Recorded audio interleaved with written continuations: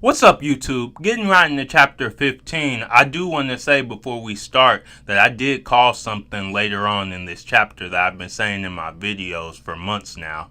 And also, once again, Kishimoto and Igimoto didn't miss. 15 chapters of straight gas, and this chapter is really good among all the other ones, in particular.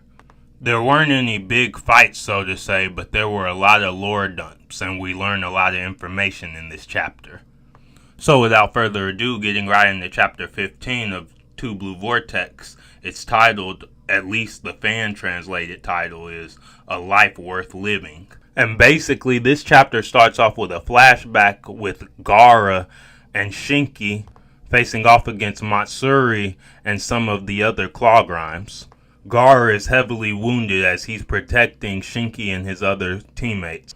So it doesn't seem like Matsuri was targeting Gaara or anyone in the sand in particular. Rather, she was only there because she was in pursuit of Boruto in the trail that he and his ally left. Matsuri even says that she couldn't care about anyone there.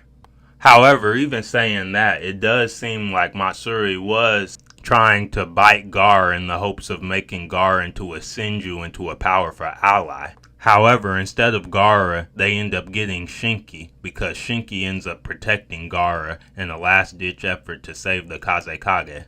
However, in protecting Gaara, he ends up getting bitten by some of the Claw Grinds, which ends up turning him into a shinju.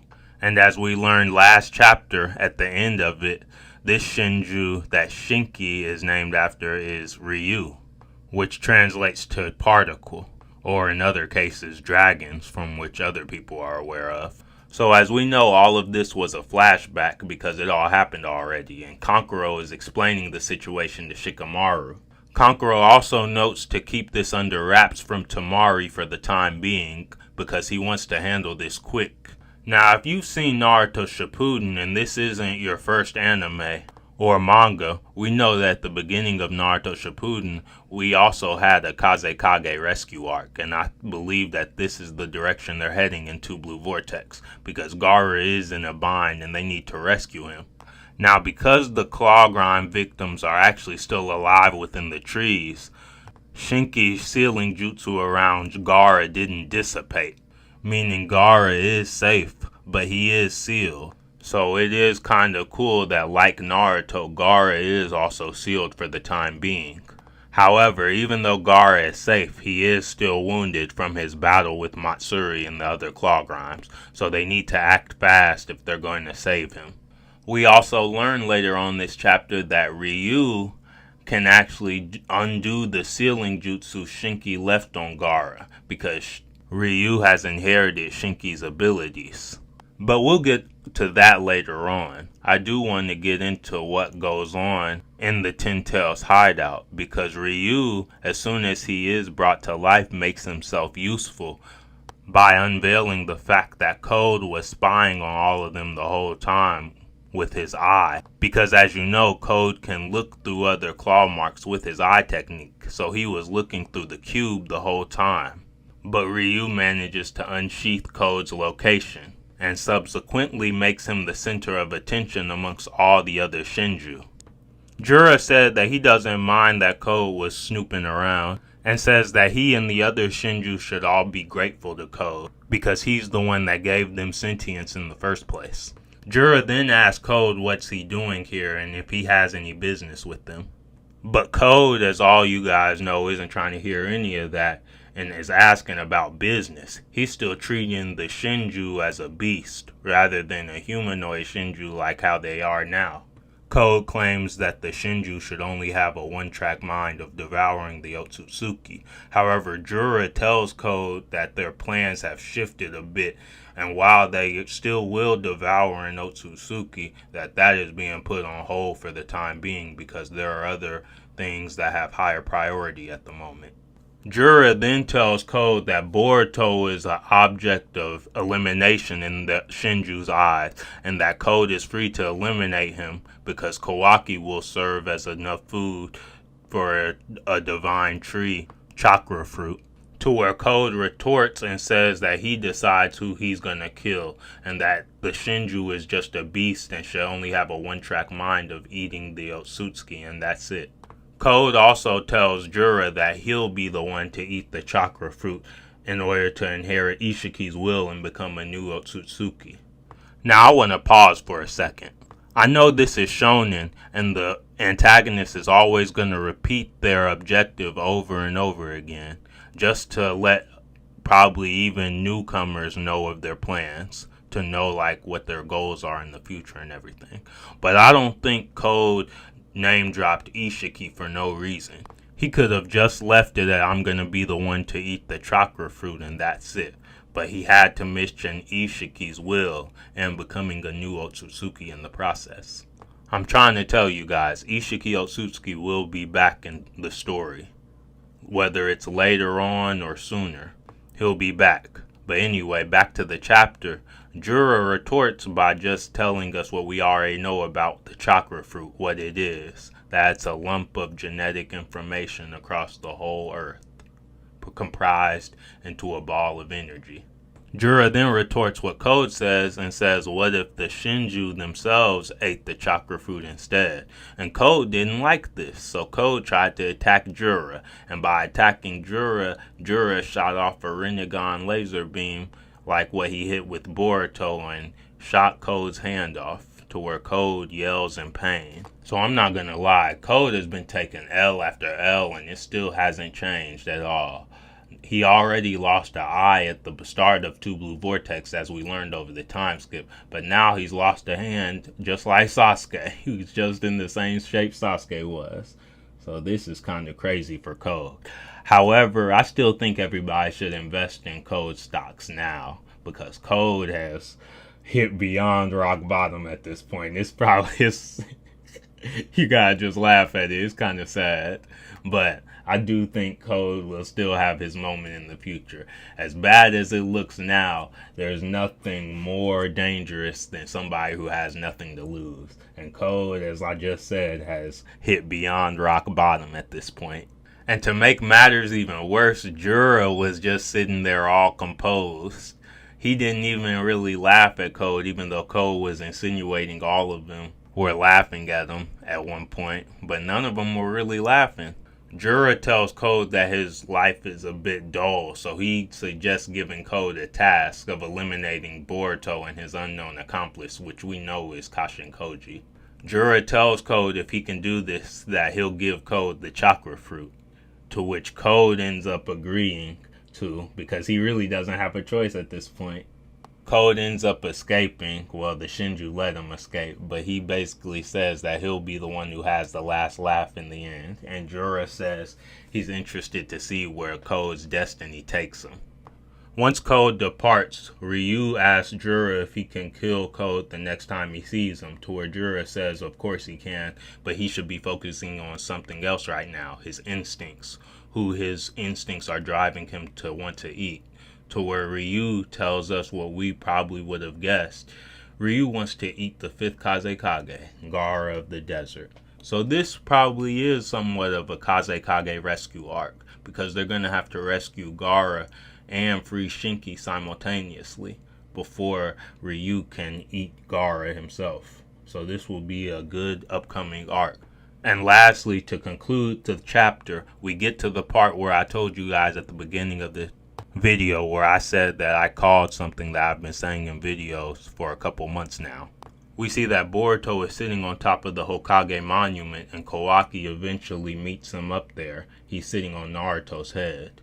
Boruto asks Kawaki if he's alone, and Kawaki says that he is, but Ada is still probably watching them.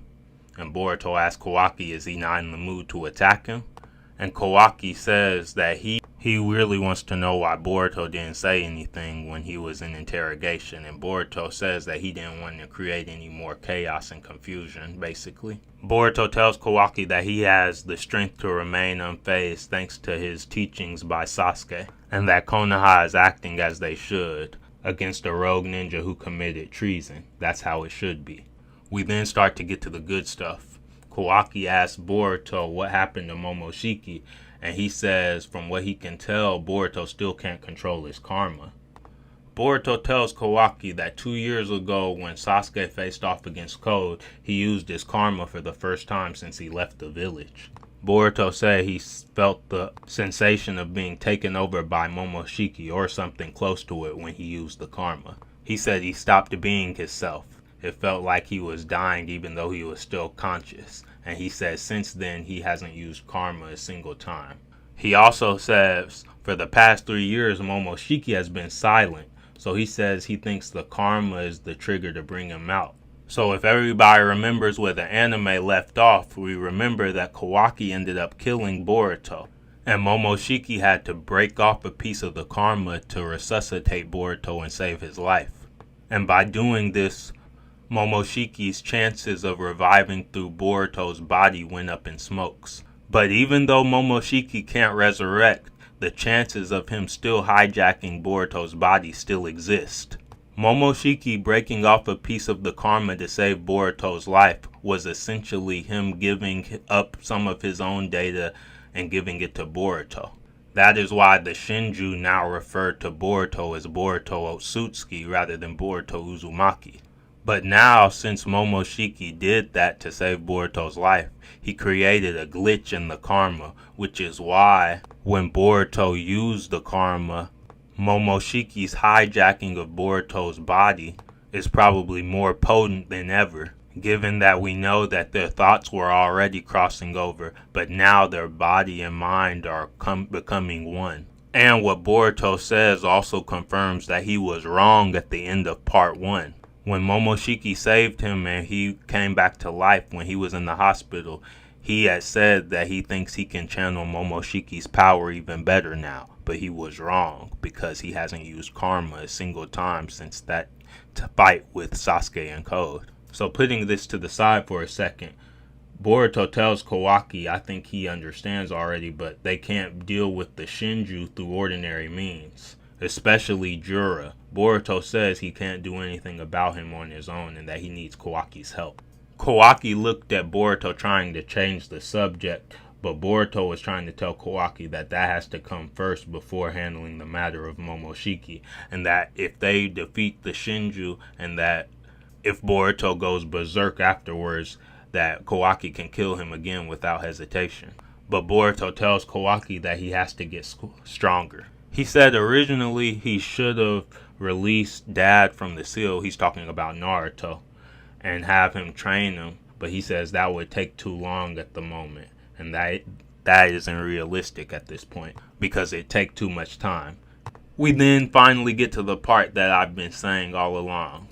Boruto tells Kawaki that what he's about to tell him is something that he was going to figure out eventually, but Boruto says if it's going to happen, he'd rather it happen sooner than later. Boruto informs Kawaki that there has been limiters placed on him to lessen his attack threshold. I knew it all along. Kawaki had a limiter on his power, and that explains so much. Kawaki himself is shocked, but he thinks that it was all in order to protect him. Amado also strengthened Kawaki's defenses because he didn't want Kawaki to die recklessly. But then we learn this chapter, just as Amado can look through Delta, he can also look through Kawaki, and he wonders how Boruto has come to this information. He also remembers the toad Kawaki destroyed a couple chapters ago, and he wonders to himself if Koji's still alive, what is he planning and what can he do this late in the game. Boruto tells Kawaki if he thinks he's lying, he can ask him directly. But he says that they really need to eliminate the humanoid shinju. And at the end of this chapter, we end up getting, once again, Boruto and Kawaki agreeing to team up to combat the shinju. So this is good that Boruto and Kawaki are going to team up. But as we all know at the beginning of Boruto and episode 1 of the anime, we know that Boruto and Kawaki are destined to fight again. So we know this alliance of theirs will only be temporary. And there's something else I want to note. Now that we know Kawaki has limiters, all that talk of Boruto being stronger than Ishiki, that can go out the window. Timeskip Boruto is a dog, don't get me wrong, but still, as of this recording, the peak of this verse is still Ishiki, Otsutsuki, and Baryon mode Naruto. And from this chapter, we know that Jura is still very formidable. But at this point, until we see some feats of his true power, we can't put him above Ishiki or Baryon Naruto as of yet.